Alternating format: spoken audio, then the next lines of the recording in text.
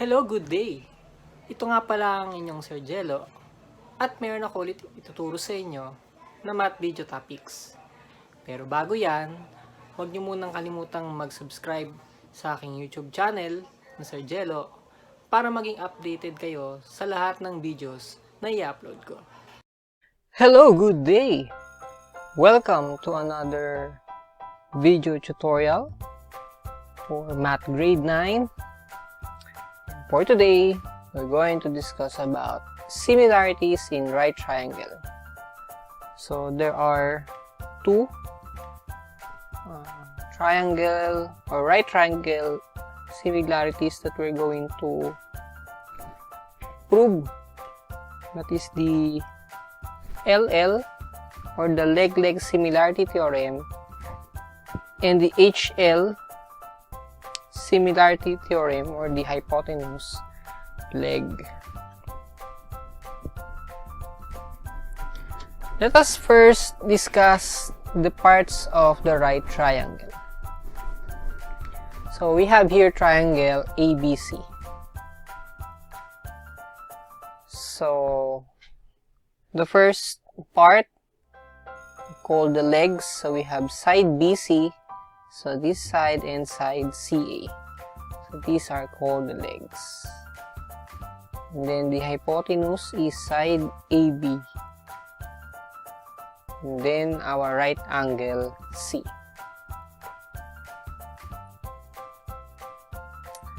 So let us proceed now with the LL similarity theorem. So it states that if the legs of a right triangle are proportional to the corresponding legs of another right triangle, then the right triangles are similar. So our focus for this theorem are the legs of the right triangle. So let's say you are given triangle ABC and triangle DEF. So we have angle C. So the given is angle C and angle F are right angles. And then there is this proportionality given here. So AC is to BC as to DF is to EF. So it refers to the legs. So we're going to prove that triangle ABC is similar to triangle DEF.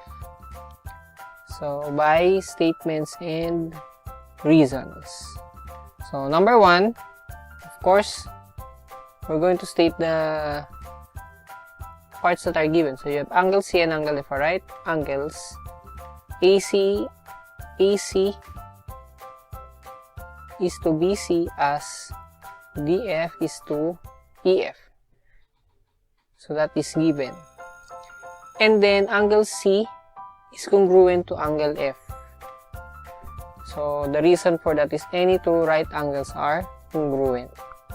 So therefore, these two triangles are similar. Triangle ABC is similar to triangle DF by the SAS similarity theorem.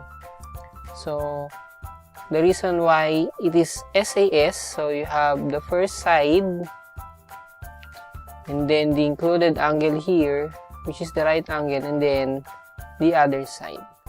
So the same with triangle DF. So the first side, then the included angle, and then the second side. So SAS.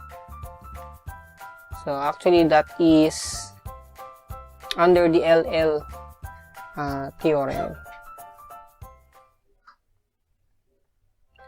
Next we have the HL similarity theorem. So if the hypotenuse and a leg of one triangle are proportional to the corresponding hypotenuse and leg of another right triangle, then the right triangles are similar. So we have this given example. So we're going to prove that triangle CAB is congruent to triangle DBA. So you're given side CB as you can show in the illustration is congruent to side DA. And triangle CAB and triangle DBA are right triangles. So the first statement, triangle CAB and triangle DBA are right triangles. So that is given. Next, CB is congruent to DA.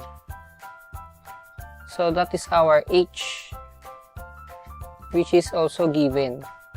So you will notice that the position of CB and AD here are the hypotenuse of these two right triangles. And then AD is congruent to AB. So this triangle shares the same side of this triangle through side AB. So AD is congruent to AB by reflexive property, and that is the L. So that is already HL, so we can prove that triangle CAB is congruent to triangle DBA by the hypotenuse-leg theorem, or we can say that triangle CAB is similar to triangle DBA.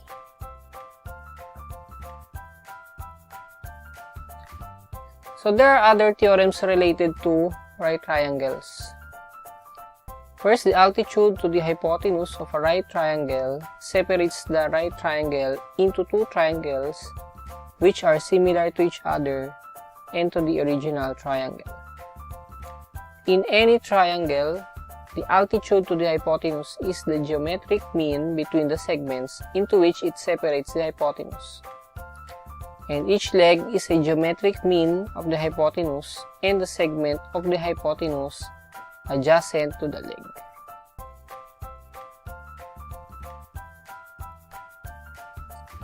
So we are given here triangle ABC, which is a right triangle with angle C the right angle and CD an altitude to the hypotenuse. So we're going to prove that triangle ABC is similar to triangle ECB, triangle CDB is similar to triangle ECB, and triangle ADC is similar to triangle CDB. So we have the given figure here, triangle ABC with right angle C. So this is our right angle here.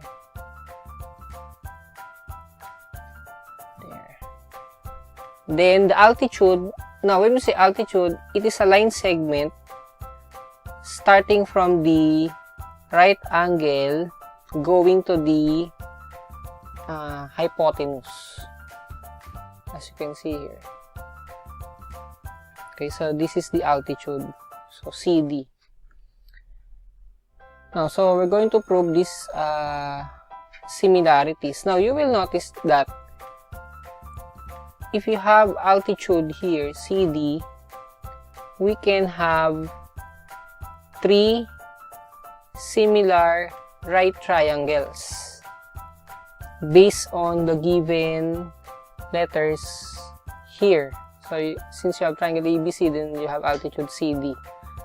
Now, let us have the first triangle, or right triangle.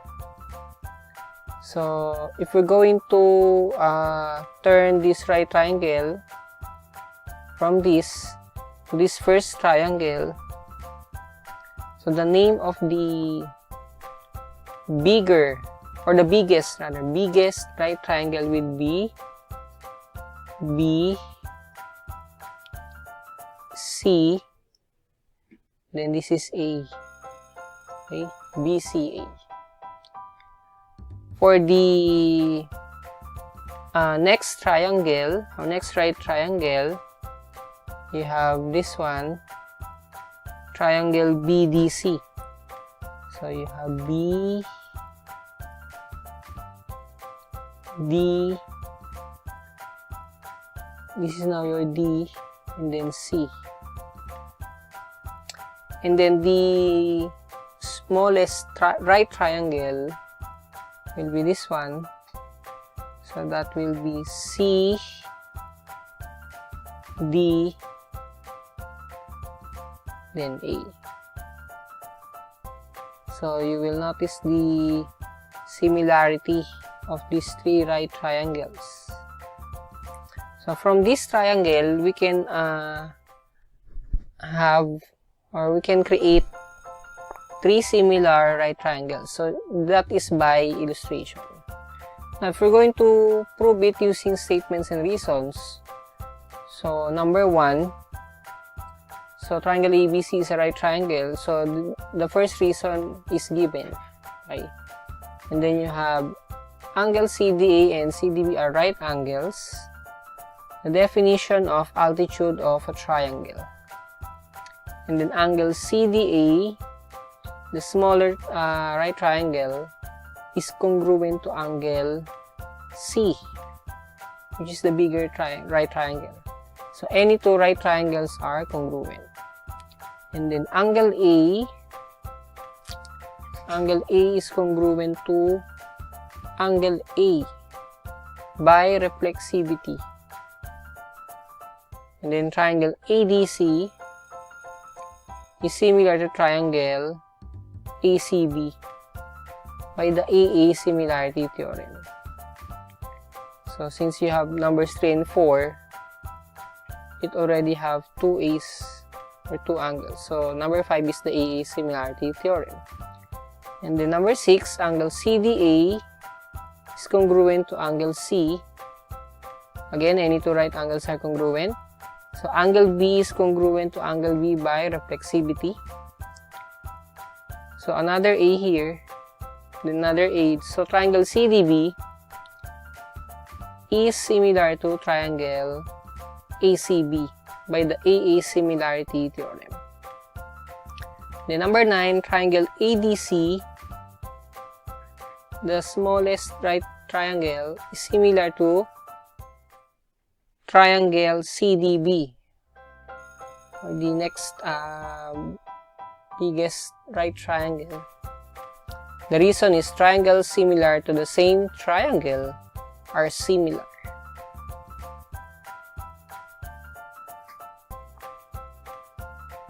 Okay, so we actually prove here these three similarities, no? But of course, as you can see in the figure, we did actually prove these three statements here. So that's why the last reason is triangles similar to the same triangle are similar. So of course they are obviously similar right triangles. Now let's go on with geometric mean. It is a special type of average where we multiply numbers together and then take the square root for 2 numbers, cube root for 3 numbers, and so on. It is denoted by x equals the square root of AB. That is for 2 numbers. Okay, so let's have this example on how to find the geometric mean for this right triangle.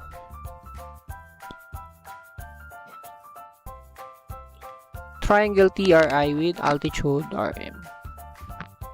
So for number 1, let's say if IM is 6.4, this one, then RM is 8. Find TM. So we're going to write first the proportion on how to get the geometric mean for number 1. So the solution, let x be TM. So IM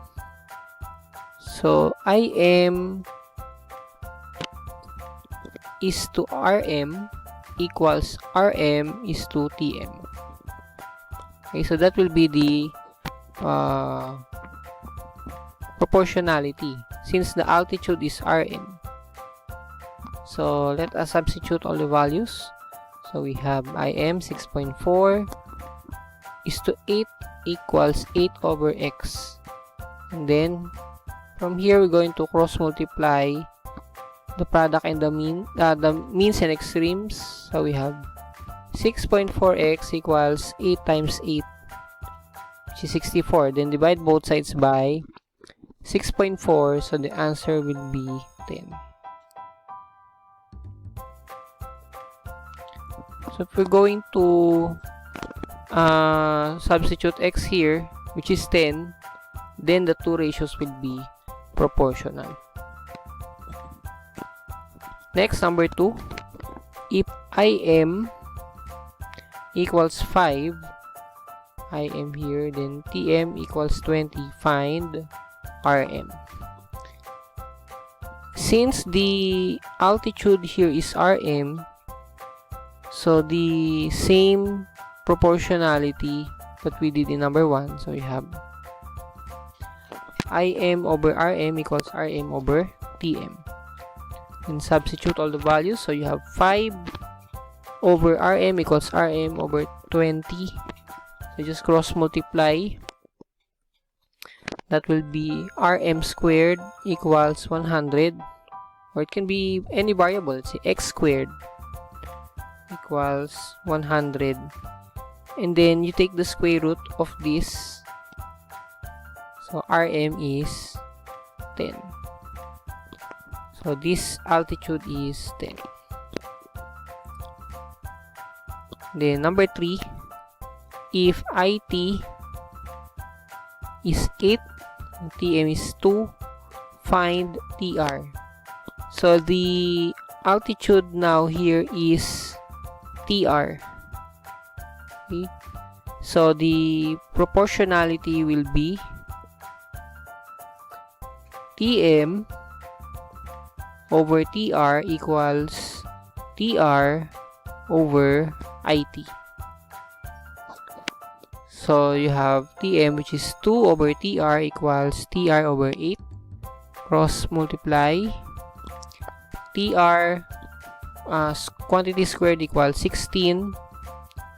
Then you take the square root of 16, which is 4.